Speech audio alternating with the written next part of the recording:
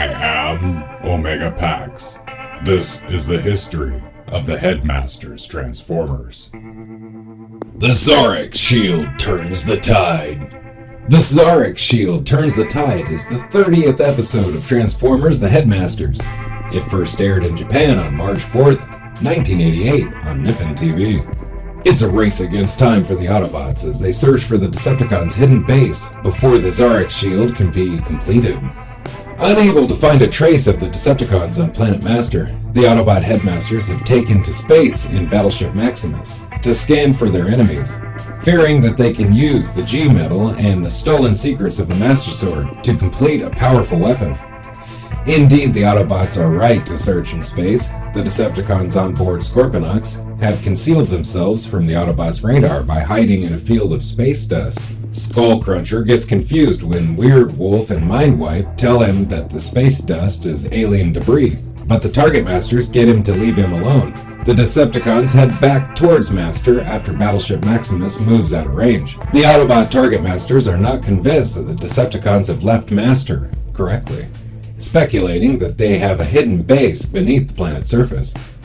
As they talk with Fortress on the matter, however, they discover that they are being observed by Ratbat, who has snuck aboard the ship with Sound Blaster. Having been found out, Sound Blaster leaps off the ship and flies back down to Master, with the Targetmasters hot on his heels, in search of pace rather than join the pursuit. The Headmasters use their heads and construct a machine that, once connected to the Master Sword, will allow them to detect the energy wavelength necessary to create a similar weapon. Down on the surface of Master, the Targetmasters land amidst a rocky mountainscape, but are ambushed by their Decepticon counterparts, who are aware of the approach thanks to Sound Blaster's advanced warning. The villains break open the walls of the mountain lake, washing away the Autobots.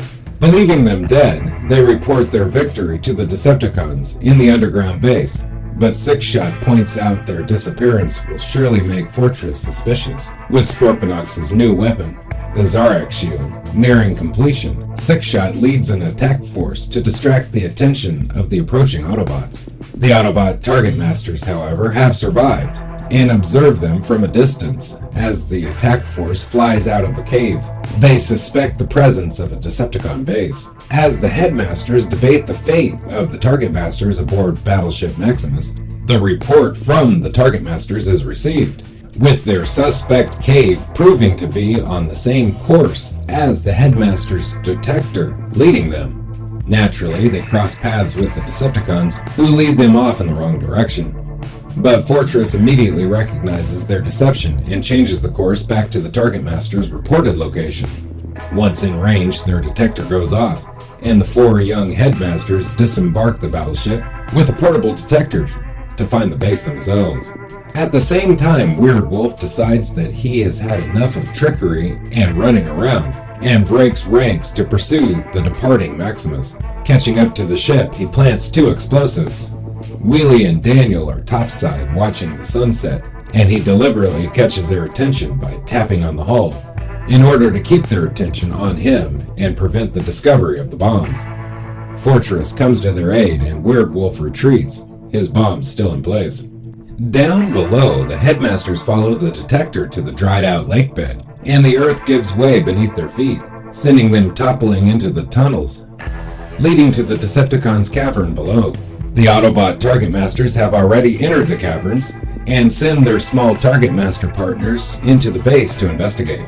But the gung-ho tactics of the Headmasters provoke a battle when they give away their location to the Decepticons. To prolong the battle so that he may finish construction of the Zarak shield, Scorponok sends the Duocons into the fray.